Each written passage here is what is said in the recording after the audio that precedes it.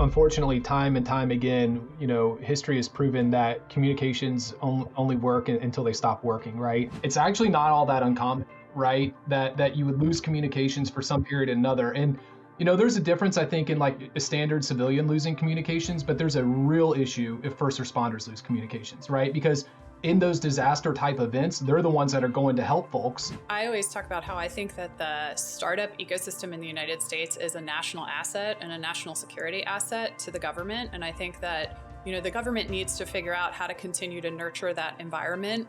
I think sometimes we think of these disaster scenarios, it's like, oh, that's never going to happen, or, oh, well, it doesn't happen that often. But in reality, here in Kentucky, we face a very volatile environment, especially recently.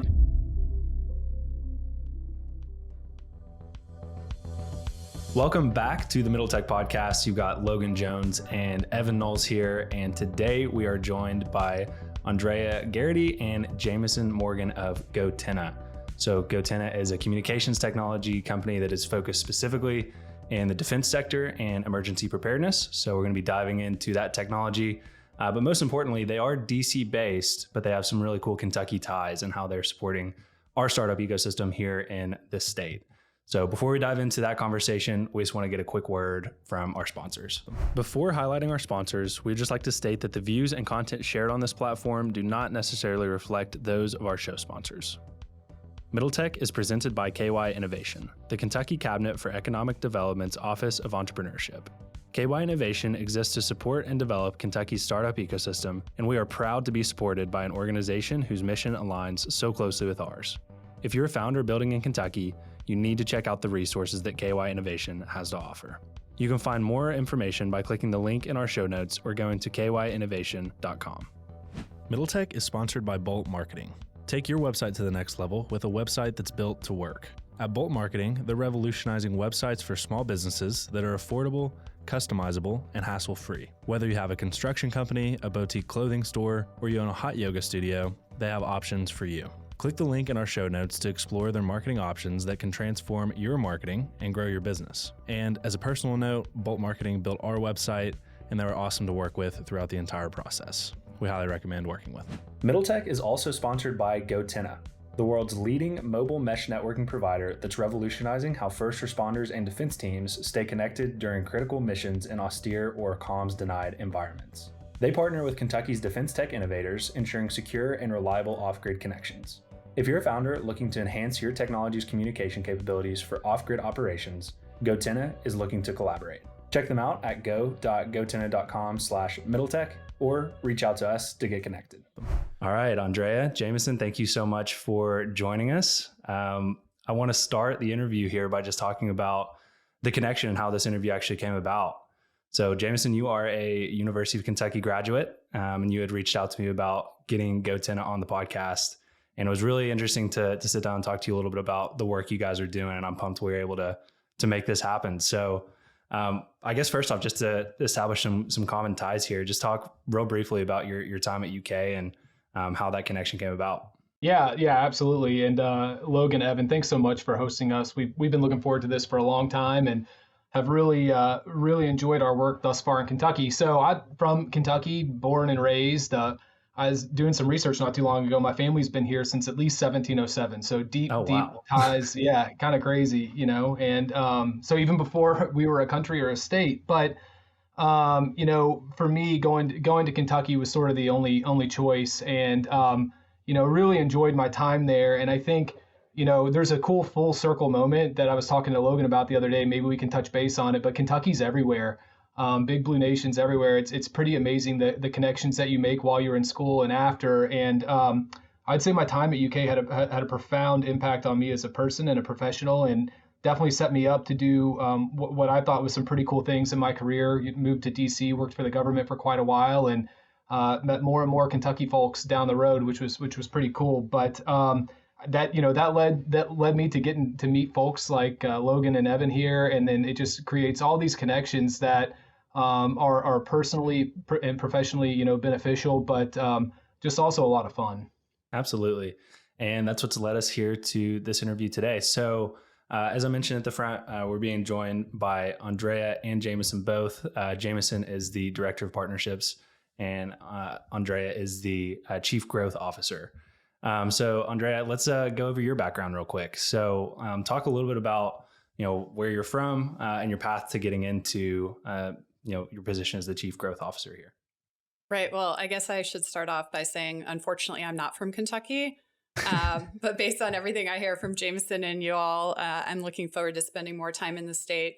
I've been at goTenna for a little over 2 years, but I've been in kind of the DC federal government ecosystem for over 20, which is both, means I have a lot of experience and makes me feel really old. But I spent, before I came to goTenna, I spent a good kind of 7 or 8 years really focused on the startup ecosystem and driving innovation to different agencies. So I worked for a nonprofit that acted as a technology scout and strategic investor for the intelligence community, parts of DHS, and federal law enforcement. And so I really found that that space to be fascinating. Just the idea of having innovative, agile, new technologies and trying to get them to agencies that oftentimes were using legacy systems that were just much further behind what was available kind of commercially or that we were using as consumers.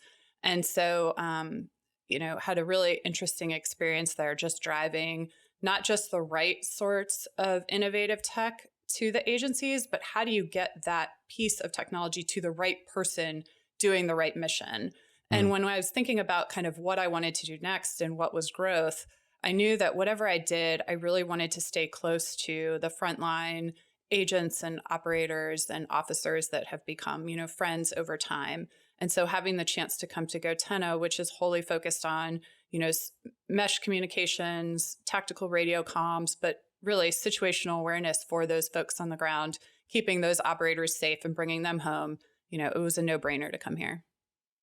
How do you think about, with your background being in innovation and early stage businesses and really wanting to support that, and now working with very large organizations and governments, how do you think about moving fast in that environment? What does moving fast look like in that world compared to startups and innovative spaces? That's a really great question. And I think moving fast, there's different layers. So one is moving fast, like how do I get my tech to where it needs to go? And I think there's also moving fast from how do I, work in a VC backed environment, and what does that mean? So if you think about, traditionally, startups really go after a consumer commercial market because those markets do move a lot faster. Google will spend a lot of money if it means they can save 1 cent on, a search query or things like that. Whereas the government is incentivized very differently. It's not necessarily about saving money. So I think moving fast is oftentimes being a good listener, understanding like what are the challenges that the government or the end user is facing, and how are you bringing a solution to that challenge or to that problem. But I also think it's about setting the right expectations, both on the government side and on the company side. So, for example, if we're talking to our board, we might talk to them about what are the steps to show progress and success?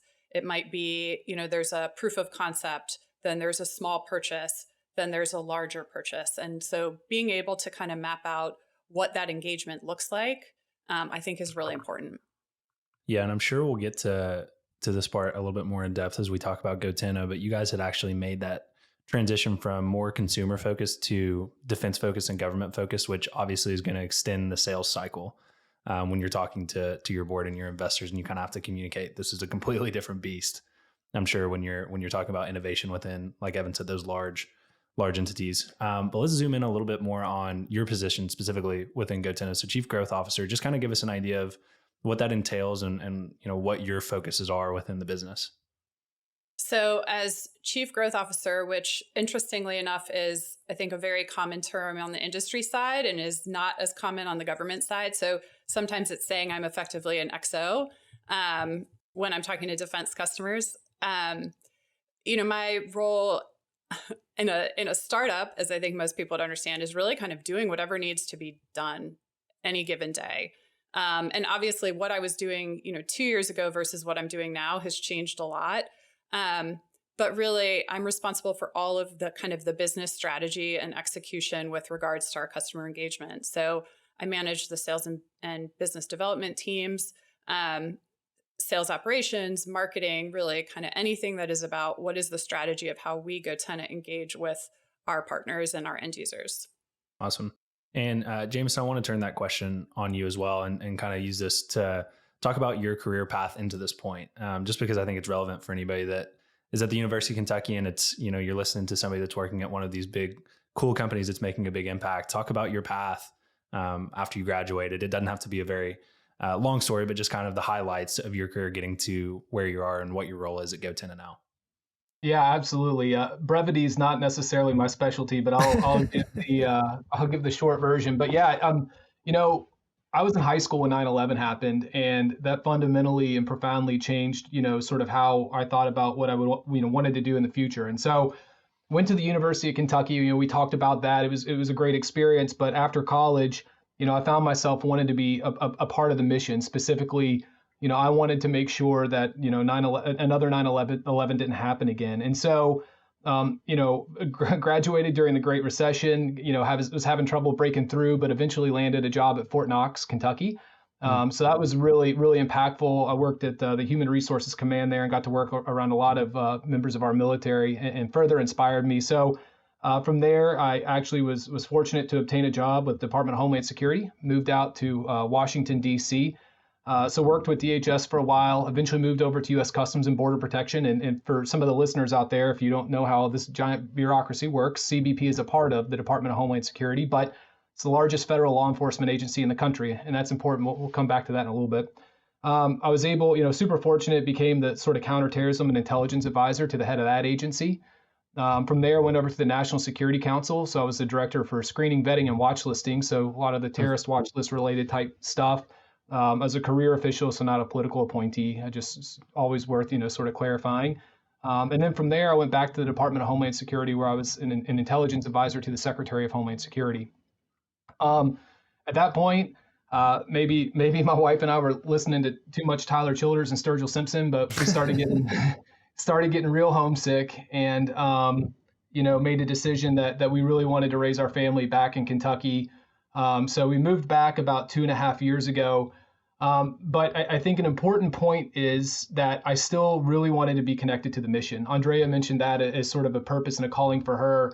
And, I was able to connect with Andrea and Ari, and they sort of said, hey, if you want to be connected to the mission, goTenna is a great place to do it. And so what I discovered is that our technology matters, right? And we're getting it in the hands of frontline operators who use it on a daily basis to keep them safe. And so, it's really, and I think to tie it all back, Logan, to Kentucky, I just feel like I'm in such a fortunate position to be able to live and work in Kentucky for a company that still has mission impact. And there's some days where I think I'm making, as much, if not more of a difference in the private sector working for a company like goTenna as I was in the government. It's different. It's certainly different.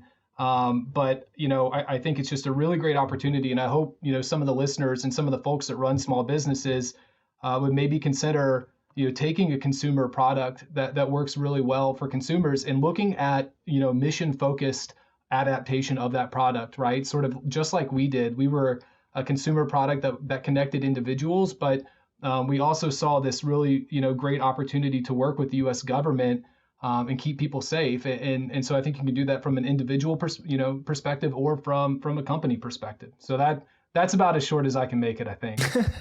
No, that's great. And Logan, maybe this is a good place for me to build on like where goTenna started and then Absolutely. the pivot that we have implemented. So goTenna started after Hurricane Sandy in the New York, New Jersey area, when 60% of the cellular infrastructure was down.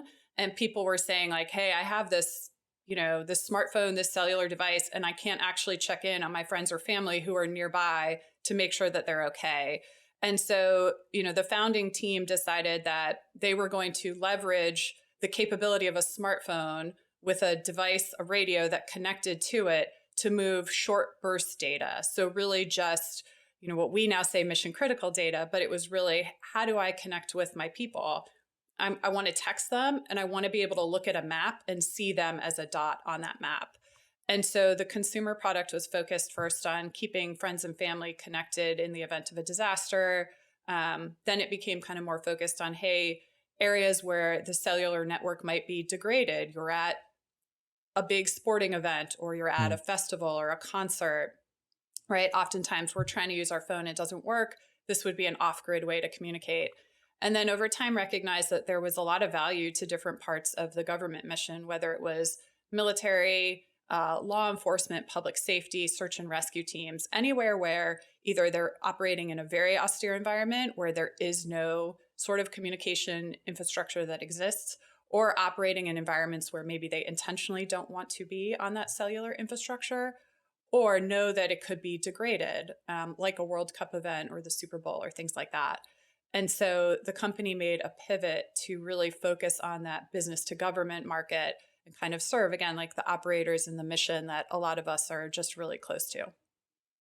Give us an idea of, when you make that pivot and you're studying the market and looking at the opportunity and kind of the TAM, how much does that open up for a business? For anybody that might be listening to this and has, a great piece of consumer technology and they want to explore finding other markets and might be considering, the public sector and governments and just massive enterprises like that. How did that affect your all's opportunity to grow the business? So I think we're in a really lucky position that the team that came in to execute the pivot has a significant amount of government experience. So, myself, our CEO, people like Jameson. So part of it, I think, when thinking about engaging with the government is also being realistic about what that engagement looks like and what the timeline is. So you'll hear a lot of people reference the Department of Defense, or specifically the Army, as the largest potential customer in the entire world. That's a big, TAM. But at the end of the day, actually getting there and having them be your largest customer takes some time and takes effort. And so I think part of it is understanding what you think the timeline is, and then figuring out how you are doing, how you're having short-term success, short-term wins, that you keep your investors engaged, that you're able to bring in revenue for the company, that you're able to do things that you can grow and build on, to continue to kind of capture that full market. And can you give us just kind of an idea of a snapshot of the business? How many employees are you guys currently employing right now? And then like a ballpark revenue figure, if it's 8, 9 figure business, whatever you're able to kind of disclose about size of the business. I think that'd be helpful for listeners to understand as well. Right. So we have about 90 employees at the moment. Also, to kind of put that in perspective, when I joined, right, a little over 2.5 years ago, we were at 38. So a big part of, again, the growth that we're talking about is not just in the business, but in the employees and our engineering staff and our sales staff, things like that. We're about an 8-figure revenue company, and we are venture backed as well. And doing all the startup-y things. I like to say we're a mature startup, but definitely a lot of change. Yeah. And I want to dive into the technology just for a second for those of our listeners that like kind of nerding out on how things work. You mentioned it's a mesh network. So let's just kind of define what exactly that means and how it functions. You mentioned using devices kind of communicating with one another rather than having to connect to traditional communication networks. Can you just give us a little bit more insight into what exactly a mesh network is and how it functions, maybe both from the consumer side and then now that you've pivoted to disaster preparedness or defense, how it functions in those scenarios as well? Yes. And so I'm actually going to grab a device because I do have one. And normally I like to wave them around. So this is our radio, and it pairs with your cell phone. So you can kind of see they're very similar in size and weight. And one of the things that was always really important to us that started out, again, as a consumer function, but has become especially valuable in our government engagement, is that this is designed with like a low C swap, which is low cost, size, weight, and power. So especially for kind of our military end users who kit out with a ton of gear, they don't want to add additional weight to their body when they're doing missions. So something like this becomes easier for them to adopt.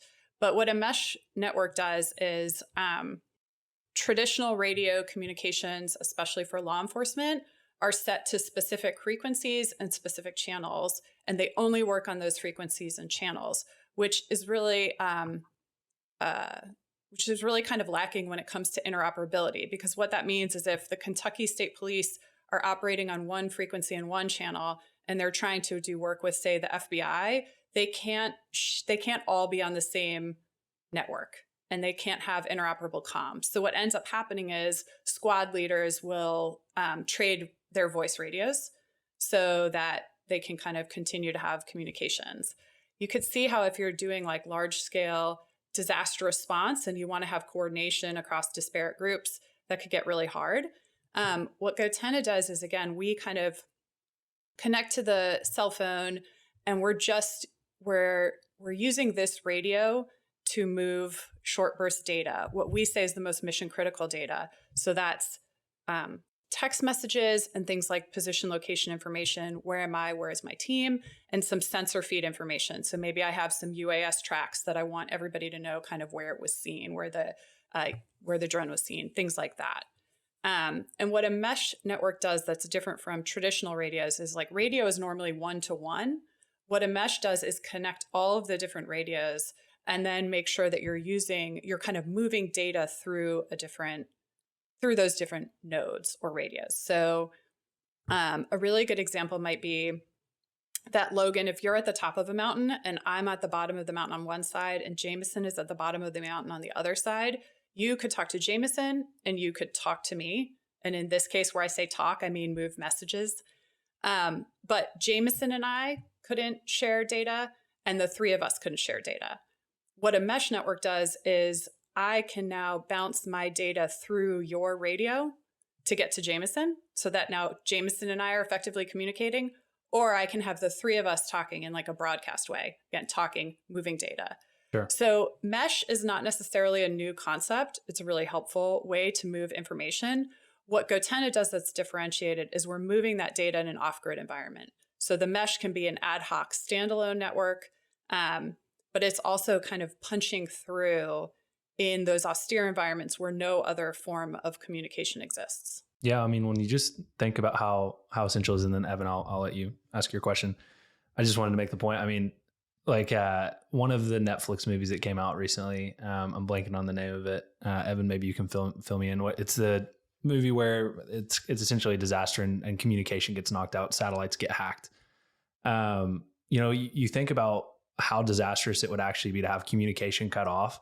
I don't think many people think about that. I know we had the outages here maybe just like 2 weeks ago where cell phone communication kind of went down there for part of a day. I've always told my family, like, if we can't get a hold of each other for more than like 24, 48 hours, like, go to this physical location.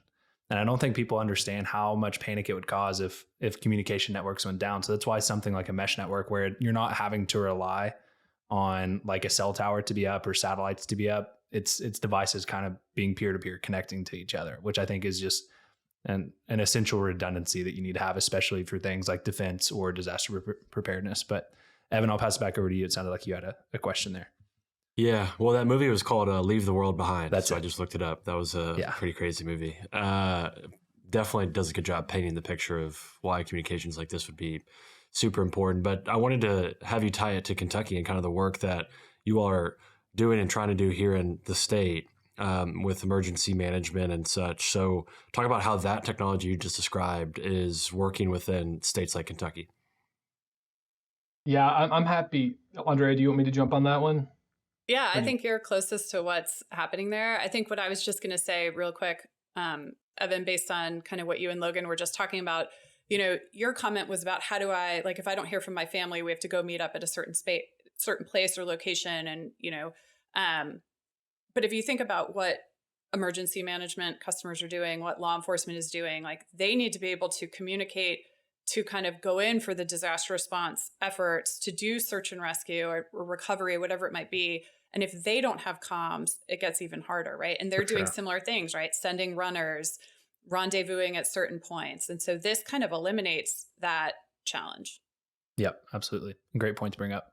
Yeah, and building on all that and sort of tying it together, Evan, I think it's a very pertinent question. Like, I kind of have this like reverse timeline in my head, right? Like, Logan, the scenario that you mentioned, it's actually not all that uncommon, right? That you would lose communications for some period or another. And, there's a difference, I think, in like a standard civilian losing communications, but there's a real issue if first responders lose communications, right? Because in those disaster type events, they're the ones that are going to help folks and to save folks. They're doing everything from rescue missions to delivering medicine to keep people alive. I mean, it's a real deal. And, I think sometimes we think of these disaster scenarios as like, oh, that's never going to happen, or, oh, well, it doesn't happen that often. But in reality, here in Kentucky, we face a very volatile environment, especially recently. So, you had the AT&T outage, which was nationwide the other day. Logan, you mentioned that. So comms are down for several hours, and a lot of first responders are reliant on their end user device, on their smartphones, right? So now they're going to backup, if you have a PACE plan sort of, they're going to their secondary, tertiary form of communications if needed. Before that, right, you have the floods in Eastern Kentucky. The Appalachian region is already one, I think, that's probably challenged in many ways with respect to communications, right? So the flooding that happened there, and it always seems like, these natural disasters happen in the places that are like the worst possible spot, right? Back up a little bit before that, my wife's from Mayfield.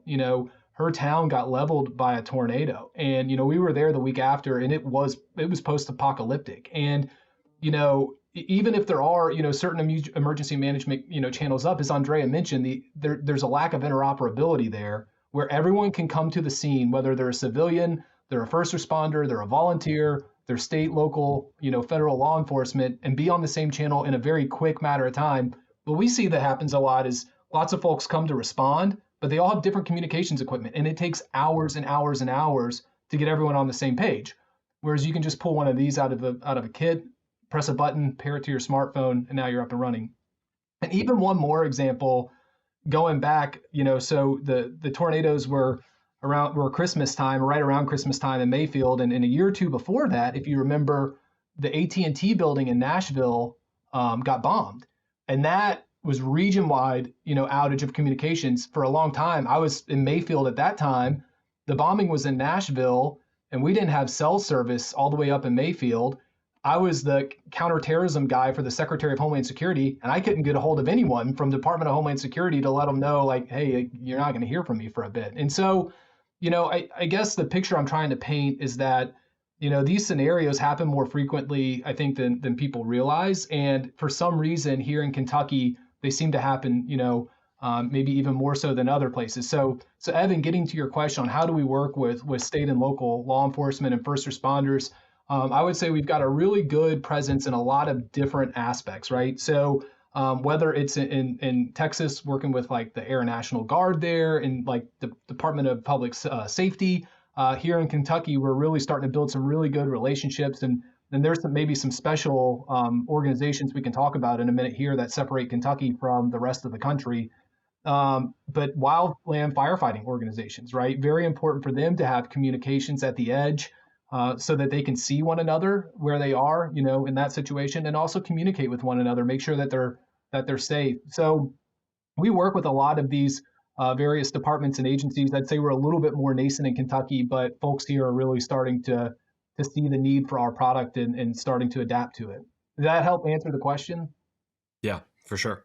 I think, and sorry, I'll just add really quick, right? I think what Jameson is kind of touching on that's interesting is I think in states like Kentucky and Texas, where there have been a lot of, especially recent natural disasters, people understand that there are times where, communications are fully down, and how like isolating that can be, right?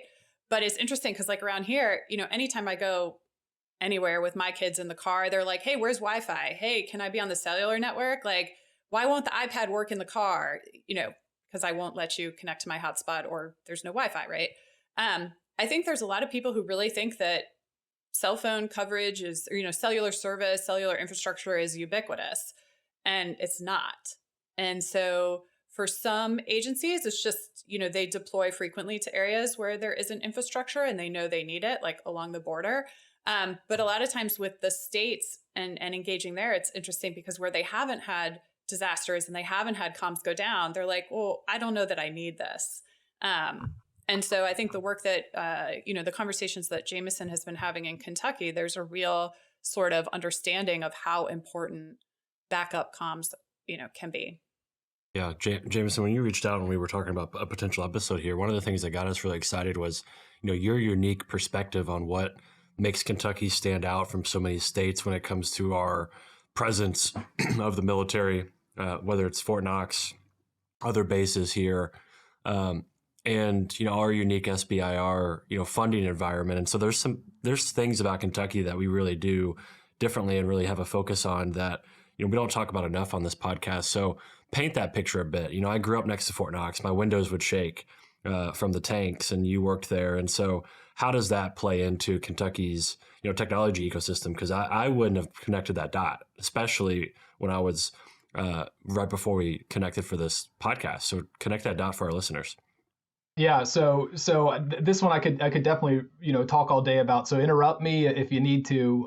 But Kentucky really does have a super unique environment when it comes to things like SBIR and STTR, and like there's this sort of like underlying national security apparatus or of companies, consortium of companies that can kind of work together here in the state. That's super exciting. So just for the listeners and the viewers who maybe don't understand what SBIR and STTR are, is they're government programs. They call themselves America's Seed Fund. And so SBIR stands for Small Business Innovation Research. STTR is Small Business Technology Transfer. So an SBIR is a program where the government will actually give companies seed money to develop a product and bring it to market.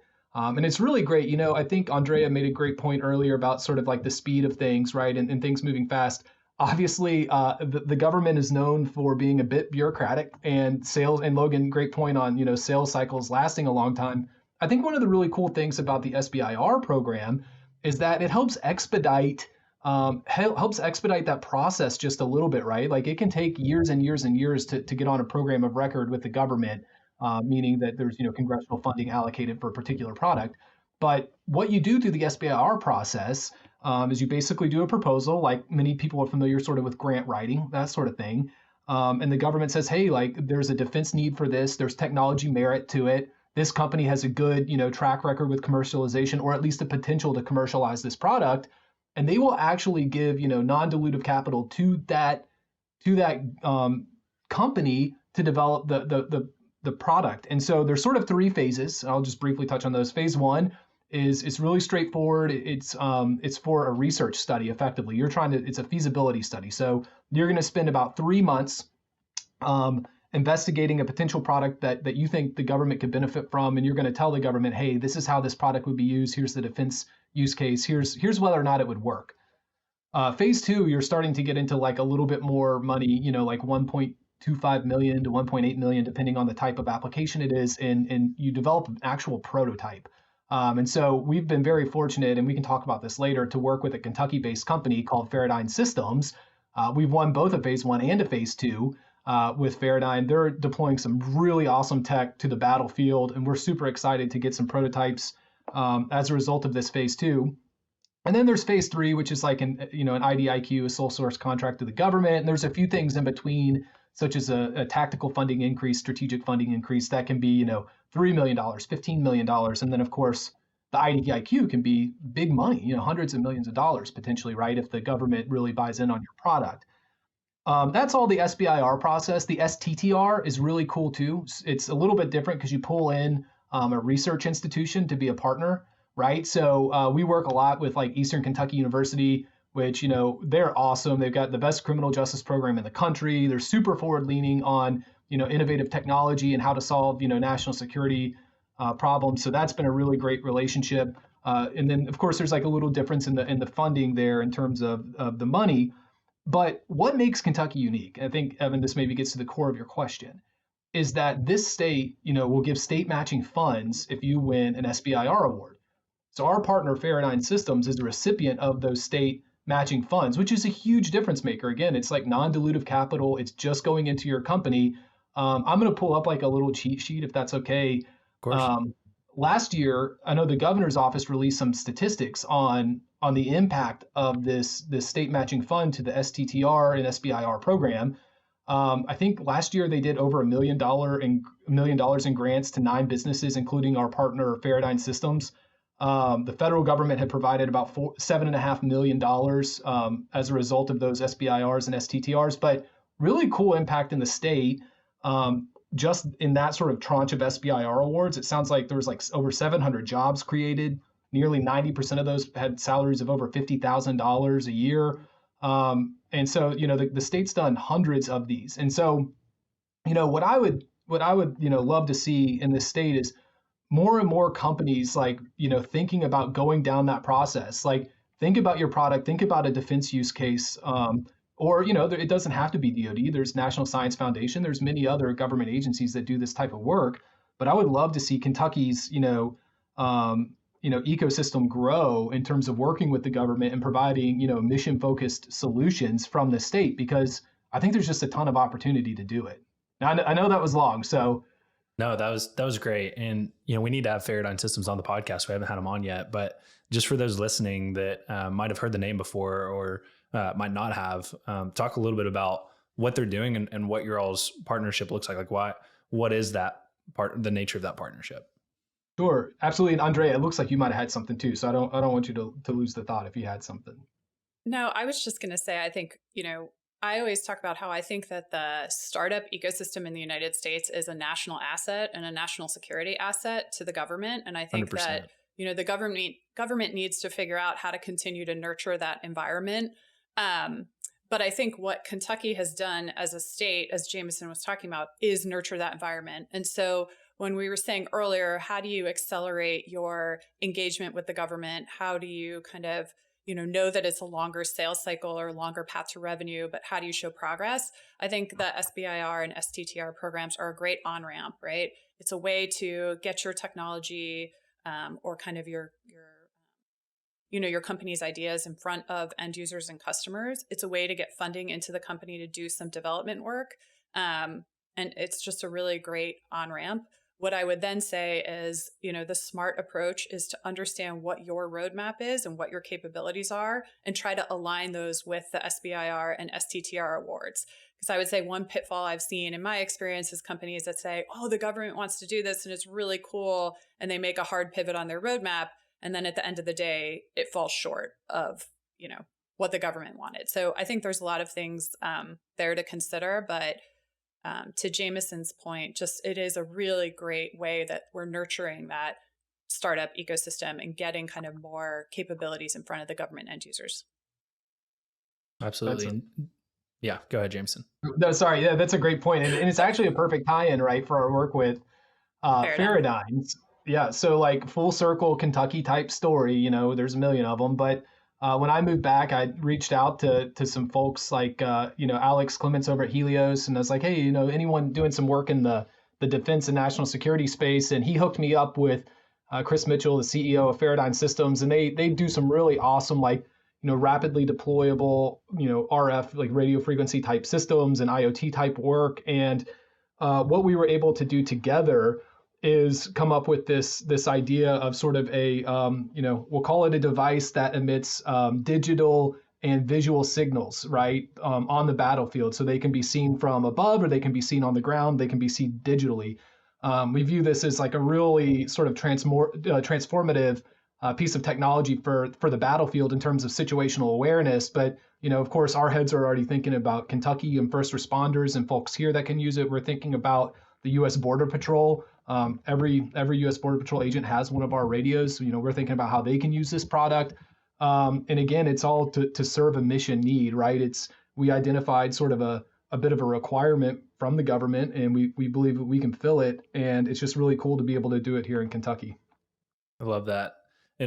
We definitely need to, Evan, just a note for us, we definitely need to get Faradyne Systems on. It sounds like there's kind of this whole ecosystem that, we haven't really explored on the podcast.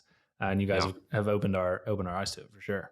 Yeah, and we need to get Alex Clemens on here as well with the amazing work he's doing. That's pretty interesting stuff as far as space tech and interesting application. We actually, I don't know if this needs to go in the podcast or not, but we actually pulled Helios into another government proposal we did with Faradyne. So yeah, that ecosystem is alive and well and growing every day. See, and I think that's actually something worth hitting on. So you say you pulled them into a government proposal.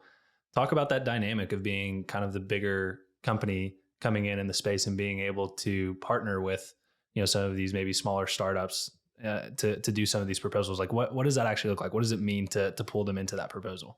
So maybe I'll let Jameson talk specifically to that. What I was going to say though is I feel like from the goTenna perspective, our view is anything that we can do to enable the mission, to extend the mission, to extend capability, like we want to do that, right? We are very happy to partner with, any company that's out there, whether it's a big prime, which can be helpful to us, or a smaller company, which could be more helpful to them, if we're bringing a capability to the government that maybe they don't have, or we're tying two capabilities together.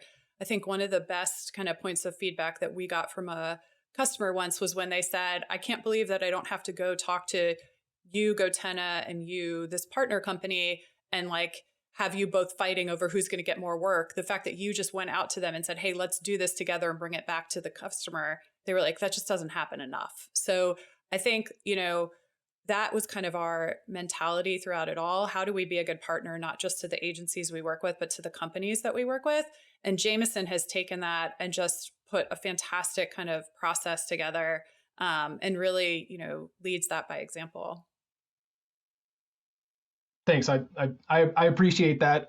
Always good, coming from the boss. It's true. So I really do appreciate it. But yeah, Logan, I mean, it's really not like rocket science, although like Helios and Space Tango, they do deal in like rocket science stuff. But from a partnership perspective, it's pretty easy, right? It's like, hey, look, like here's this sort of idea of what, here's the government need, here's the defense use case, right? Here's how we think we can solve it, and here's like what we need to get there.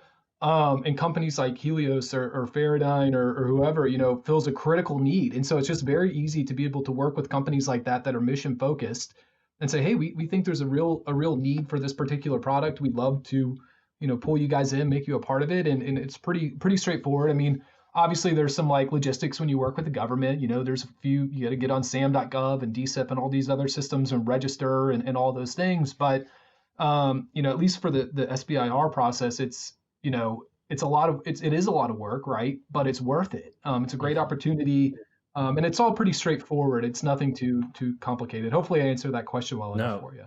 For sure. And kind of what I'm thinking as I hear you talk about that is this seems like something that would be a lot more common with hardware companies as opposed to like software companies, which is what we typically talk to on the podcast for the most part, because it's so much harder to like expand out what your hardware is capable of versus like a software company, for example. So it makes a lot of sense that you're like, okay, we're going to find other hardware companies that are filling this gap that together our solutions make this like kind of really nice solution we can offer to the end user in the partnership. So I think that makes a lot of sense. I just kind of wanted to expand on that a tad more.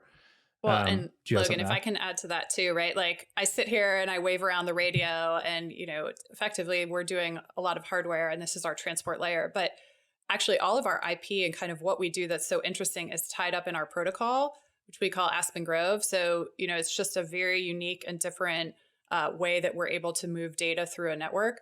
And then also we are going to be launching some software capabilities coming in the next quarter or two related to moving different types of data. So being able to move an image, being able to move a biometric hash like a fingerprint. And so a lot of what we're really looking, when we're looking to partner, we're happy to be that transport layer. What sort of data is this other company gathering?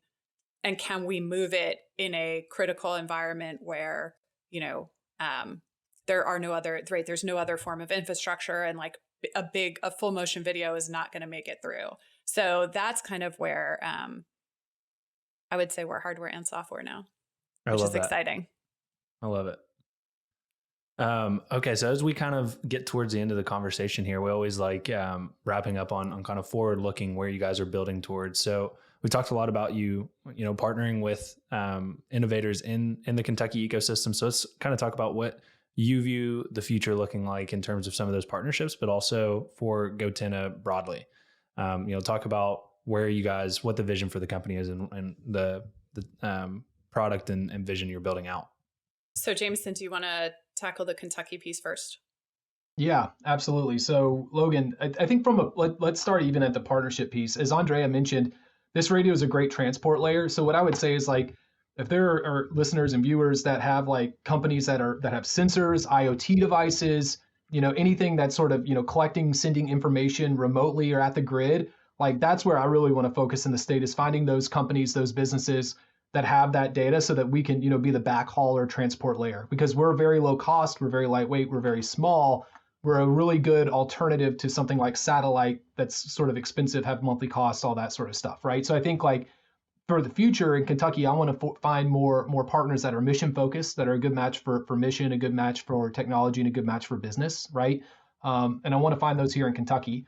Hopefully, maybe there's some really good opportunities for manufacturing as well, right? So we are a hardware company. Hardware requires bits and pieces and parts, and so hopefully working with some folks here in the state to do that. And then there, as Andrea mentioned, like this is a broad ecosystem, right? So there's probably a lot of cool things that we can do together, business to business. But if we're not a fit or if we're not a part of that end product for a company in Kentucky, we're super happy to connect folks with anyone we know within our ecosystem, right? Because at the end of the day, like Andrea mentioned, it's all about getting this getting our device in the hands of people that can use it, but getting technology in the hands of people that need technology and that can use it. And we do have really good ties in DC and elsewhere, with the government. And so we're happy to work with Kentucky-based companies to try to get them connected with the right folks. So on top of all that, we're hoping to do like a pretty broad scale demo here in the state of Kentucky in the next several months.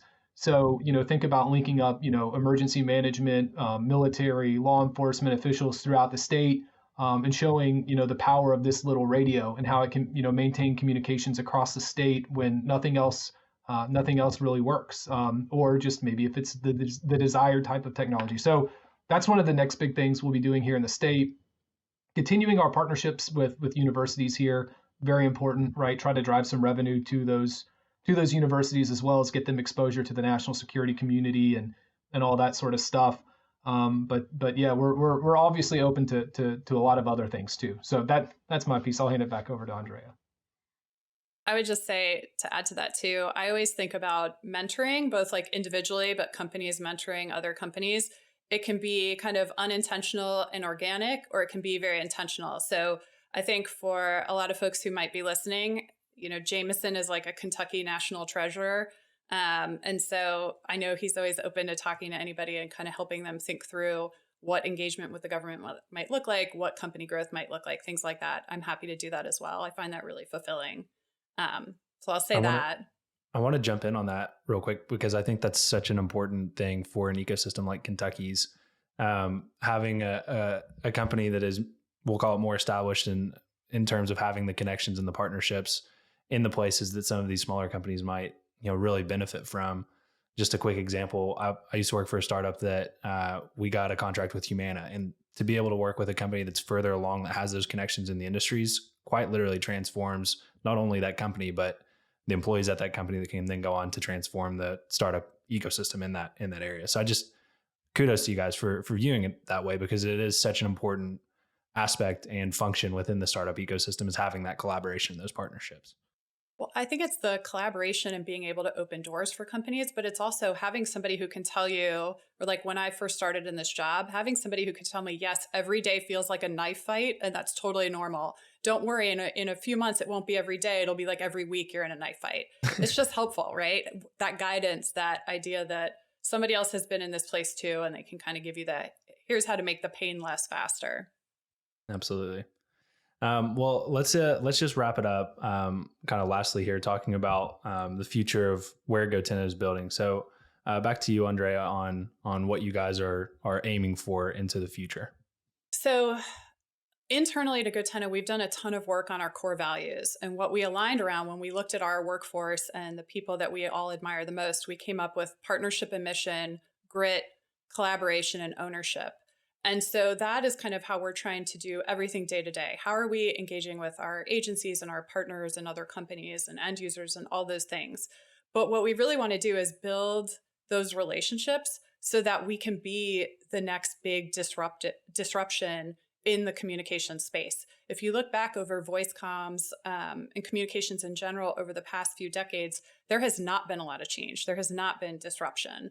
And so that's really what we want to drive. And so we're doing that kind of through the innovation, through the products that we're bringing to market over the next 12 to 18 months, oftentimes in conjunction with the government's requirements. And we're trying to kind of skate to where the puck is going. So I think that for us at goTenna, it's a really exciting time to be here because, we've made our pivot from business to consumer, business to business. We're fully business to government, and we want to be out there showing that a venture-backed startup can provide value, not just for defense tech and the government space, but also for our investors too. So I think we are starting that journey. That's the growth piece that we're at right now. So for somebody who has no prior context, how do you describe goTenna? So we have a mesh networking radio, which is really a transformational tactical communications capability that moves the most mission critical data, position location information, encrypted text messages, and sensor feeds that enables military, law enforcement, public safety operators, and others to coordinate seamlessly and maintain situational awareness no matter what sort of comms environment they're in. All right, Andrea, you've obviously made it into a high up position within goTenna, and you've had a very awesome career within the intelligence community. Talk about what your career advice would be for anyone that aspires to have a career similar to yours.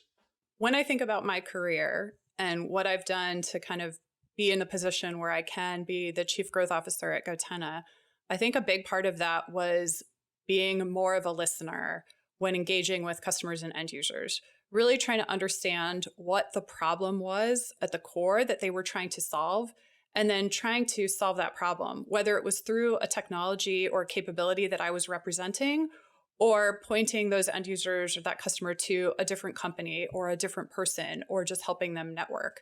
And I think that when we're really trying to solve problems, we're really learning a lot. We're finding success mutually. And it just has given me the opportunity to gain a lot of different experience that I think positioned me well to help be part of the growth team here at goTenna.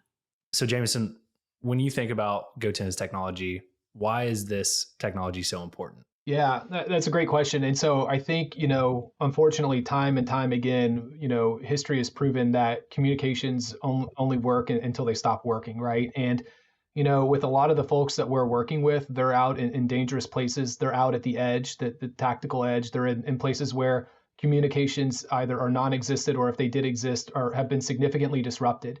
And so this technology is important because it's the last line and sometimes the first line of communications for these folks, right? People doing some of the most dangerous jobs in the world. They need a way to communicate with each other. So again, that's sort of text messaging. They need a way to see each other, who's on their team, right? So that's the position, location information. They need the ability to do routing, those sorts of things. So they may have, critical sensor data that they need to view in the field, and that can mean a lot of different things. So at the end of the day, this technology is important because it solves a problem that is super pervasive amongst our clientele, and it does it at like a really low cost and easy to use technology. Our form factor is super easy, and we're ultra low cost in terms of our particular industry. So that's sort of how I would summarize it. Super exciting, and I know we mentioned there that Jameson is happy to talk with Kentucky companies or people in the space that are looking for partnerships or ways to get involved with, government and defense and things like that. Jameson, how can people get in touch with you if they want to have those conversations? My email is just Jameson, JAMESON at goTenna, GOTENNA.com. So hit me up. I'm on LinkedIn, or get my number from Logan or Evan. Any in the above. Just short of showing up to my front doorstep, which is probably okay too. So any means necessary. Awesome. Well, it's been so great having you guys on. I love hearing the work that you guys are doing in Kentucky. And I think that some of our listeners are really going to appreciate hearing that. And it's going to make them think a little bit differently about, partnerships and the defense sector that we have going on here in the state as well. So thank you guys for coming on and talking about how goTenna is playing a role in our state. Thanks so much for having us.